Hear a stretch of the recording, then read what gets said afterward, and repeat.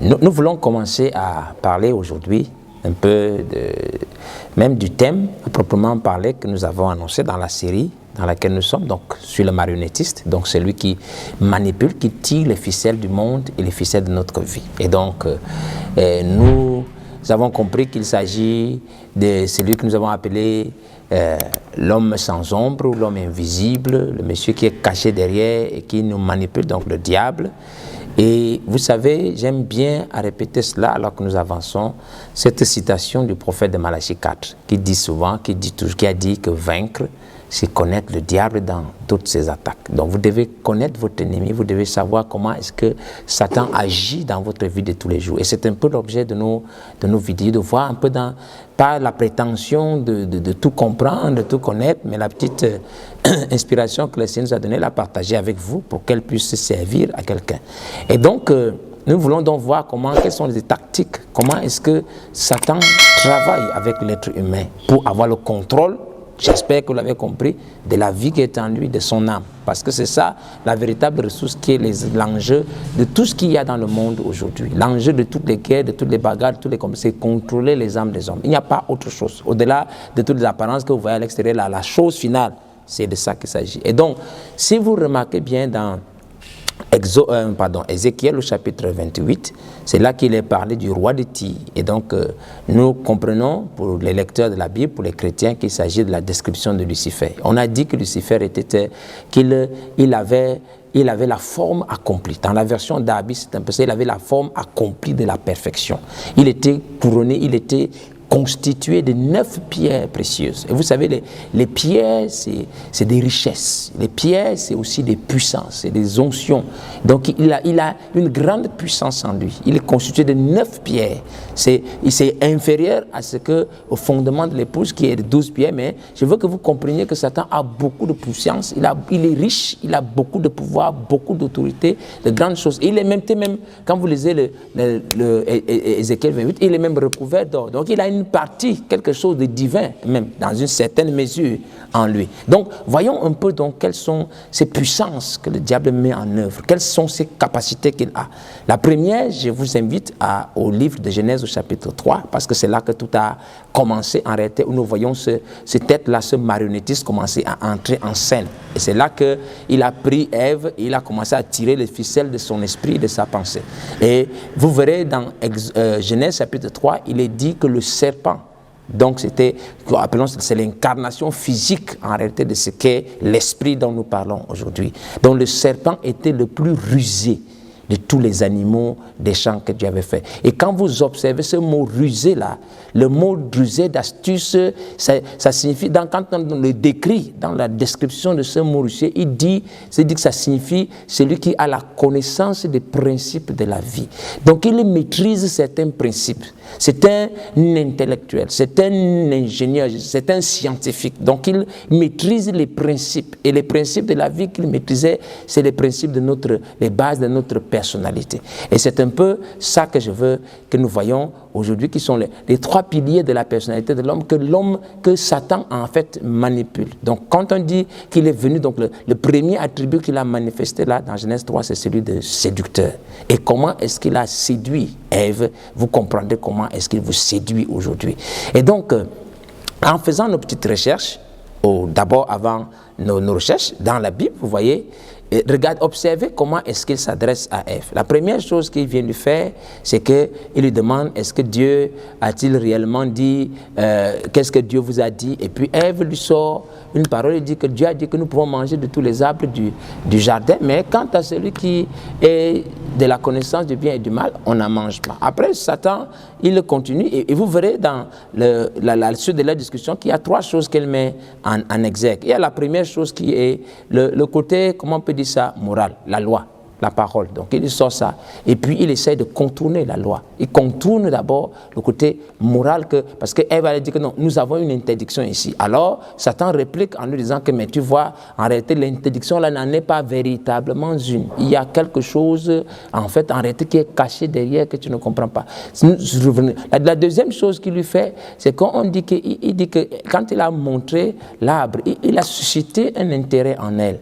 Il a suscité quelque chose, on dit que c'était agréable à la vue. Donc il a suscité un peu une certaine convoitise. Et quand elle en a mangé, il dit que c'était bon à manger. Donc il a suscité de la convoitise dans Ève, et en suscitant de la convoitise en Ève, et en écartant en réalité cet aspect de la loi, ce blocage qui était dans son cœur, il pouvait avoir accès en réalité et à sa pensée et à son cœur, et faire en sorte qu'il fasse ce qu'elle veut. C'est un peu ce que les scientifiques, parce que je pense que c'est bon aussi parfois de revenir sur ces choses, que les scientifiques enseignent. Parce que dans la psychanalyse, il y a un homme qui s'appelle Freud, je vous conseille d'ailleurs de fouiller ça sur Internet, et donc Freud dit que il y a 3 points, je crois que tous les scientifiques sont d'accord avec ça.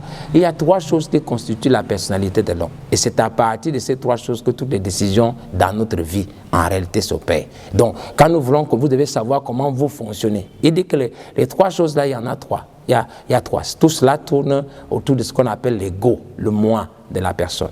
Donc, ces 3 choses sont, les Anglais appellent la première chose qui est le ID, donc le inner desire, ça veut dire que votre désir inné, vos instincts naturels, vos expects, comment on dit ça, votre bestialité, vos goûts, les plaisirs qui jaillissent en vous. Et c'est cela la première chose qui s'exprime. Donc un homme, à la base, ce qui motive ses actions, c'est de satisfaire les désirs qui sont en lui. Donc vous ne pouvez pas empêcher ça. Quand l'enfant sort du ventre de sa mère, première chose, c'est qu'il faut qu'il ait du thym, du sein, il faut qu'il ait du lait. Donc c'est d'abord le désir, tous les instincts primaires que l'homme a en lui, c'est ça qui se manifeste. À côté de cela, il y a ce qu'on appelle aussi en anglais le super-ego, ou en français le surmoi. Et le super-ego, c'est le côté moral, le côté de l'idéal de l'homme. Ça veut dire que l'ensemble des enseignements qu'il reçoit, et l'ensemble des enseignements qu'il reçoit, qui lui donnent un certain modèle à suivre. Et donc, parfois, un homme peut se fixer, en fonction de comment il était enseigné, il peut se fixer un idéal dans la vie, et c'est en fonction de comment il est enseigné qu'il se fixe des barrières morales qui peuvent servir de loi. Et au milieu donc des deux, entre ce ID, ou bien c'est ça qu'on appelle, et ce super-ego ou ce surmoi, il y a ce qu'on appelle le moi lui-même. L'ego, c'est le côté rationnel de l'homme, c'est le côté qui fait l'équilibre. Il sait, ok, en fait c'est un peu comme on peut dire le côté rationnel de la raison, celui qui essaie de voir, ok, tu as besoin, il y a les instincts qui veulent me pousser à faire ceci, mais est-ce que la société va accepter, est-ce que ce sera bon, est-ce que ce sera comme ça, ainsi de suite. S'il arrive à trouver un équilibre, à partir de là, il y aura action ou pas action. Et c'est comme ça que l'homme fonctionne, et c'est comme ça que le séducteur aussi travaille avec nous. Et c'est pour cela que, pour satisfaire ce côté de ce que nous appelons le super-ego, l'ID, l'homme a besoin de religion, l'homme a besoin de certaines bases. Mais tant que sa religion, en réalité, est d'accord, ça peut justifier qu'il satisfasse ses instincts les plus bas et les plus primaires. Vous prenez un exemple simple. Quelqu'un peut vous dire qu'aujourd'hui, par exemple, s'il a été enseigné qu'en réalité, si un homme ne croit pas la même chose que toi, par exemple, et qu'en fait, il n'adhère pas à la même forme de religion que toi, il est forcément mauvais. Sur le plan moral, il considère qu'en réalité, il a le droit, il peut se permettre de tuer simplement quelqu'un qui ne croit pas la même chose que lui. Donc il laisse aller libre cours, il laisse libre ses instincts primaires de violence, de brutalité, simplement parce que le côté moral le lui permet. S'il n'avait pas ce côté moral qui lui disait ça, il ne le ferait pas. Pourquoi? Parce que l'homme rationnel au milieu, c'est lui qui fait l'équilibre entre les deux. Et donc quel est le moyen par lequel Satan arrive à séduire l'homme? Il éveille, comme nous avons vu en Ève, ses instincts primaires, ses désirs de sexe, ses désirs de manger, de boire, toutes les autres choses et les dépravations dans lesquelles nous sommes. Il suscite ces désirs encore aujourd'hui dans une société de consommation dans laquelle nous sommes aujourd'hui. Ça éveille ça de manière à ce que ça s'exacerbe. Tu as envie absolument de le faire. Il faut que tu le fasses. À côté de cela, donc, en réalité, il trouve des voies et moyens et des codes pour justifier en réalité que ce que tu as envie de faire là, tu peux le faire. Et comment il le fait? Il te donne de nouvelles bases morales qui ne sont pas chrétiennes. Parce que tu peux avoir la moralité, tu peux avoir un idéal, ça ne fait pas de toi un chrétien. Donc dire que non, ceci n'est pas bon, ceci n'est pas bien, ce n'est que le côté moral de la personne. Ce n'est pas encore le côté spirituel ou le côté de Dieu, en fait, ou le côté divin. Donc tant qu'il peut te justifier, pourquoi? Il peut te donner une religion qui permet de faire certaines choses, tu le feras. Et quand tu le fais, ton aspect rationnel te dit, mais attends, la société l'accepte, ce n'est pas un problème, donc on peut y arriver. Dès que tu fais comme ça, tu justifies pourquoi tu poses certains actes, mais en les justifiant en réalité. ça ne fait pas de toi que tu sois agréé de Dieu. Ça fait plutôt qu'au contraire, ton âme, en réalité, ta personnalité, ton maître est sous contrôle de quelqu'un d'autre. Parce qu'il a la maîtrise de ce qui fait l'homme. Alors, mes frères et sœurs, faisons attention à ces choses. C'est juste une salutation que je vous fais, mais je vous interpelle. J'espère que vous avez pu voir quelque chose de comment nous fonctionnons. Donc, parfois, les gens vont faire des abus parce que sur le plan moral ou sur le plan ou de la manière dont ils ont été enseignés, ça peut se justifier. C'est comme ça qu'un homme fonctionne. Mais le fait que vous justifiez une chose, nous allons le voir la prochaine fois, ne veut pas dire que c'est vrai ou que c'est juste ou que c'est bon. Et donc, méfiez-vous et faites attention à ces choses parce que chaque action que vous posez, votre âme est en jeu. Chaque acte, chaque pensée que vous avez, votre âme est en jeu et c'est cela qui est l'objet des convoitises de notre séducteur, de ce marionnettiste, de cet homme qui tire les ficelles de votre pensée, de votre esprit, de votre cœur. Pensons-y réellement, sérieusement. J'espère que nous avons retenu ces trois choses. En fait, quand on dit que le rusé, là, quand il vient travailler sur quoi? C'est sur trois choses. Nos instincts primaires. Donc, ce que les scientifiques appellent ça, c'est ce que la parole de Dieu aussi appelle la convoitise de la chair. C'est ce que le Satan a fait. Quand il attaque Jésus, c'est par là qu'il vient. Convoitise de la chair, convoitise des yeux et l'orgueil de la vie. Je crois que c'est dans 1 Jean chapitre 4 qu'il est dit dedans. Donc peut-être que je n'ai pas la citation exacte, on va l'afficher là. Donc ces choses-là, c'est sur ça que Satan travaillera sur votre convoitise de la chair, votre convoitise des yeux et l'orgueil de la vie. Les scientifiques le traduisent en le ça, le moi et le surmoi. Ou les anglophones disent le ID,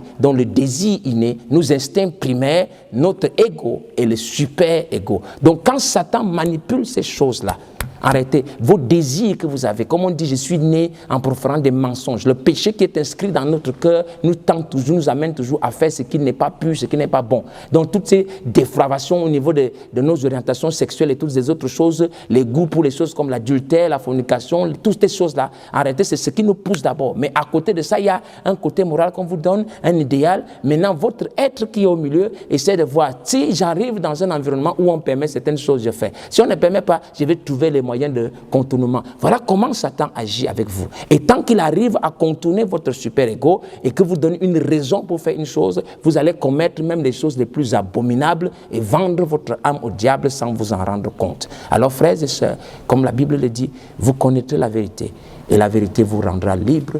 Ne nous laissons plus entraîner forcément par le côté moral ou le côté des idéaux qu'on nous a parlé, qu'on nous a enseigné et qu'on nous a montré. Mais tournons-nous vers la parole de Dieu. Parce que la parole, ce n'est pas la moralité. La parole, ce n'est pas ce qu'on nous enseigne. Mais la parole, c'est la vie de Dieu qui se trouve en nous. C'est la volonté parfaite de Dieu. Et comme Jésus disait, vous connaîtrez la vérité. La vérité vous affranchira.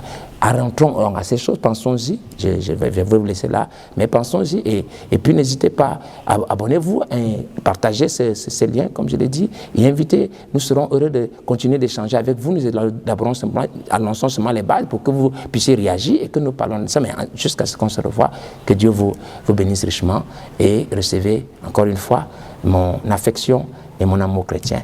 Shalom à vous.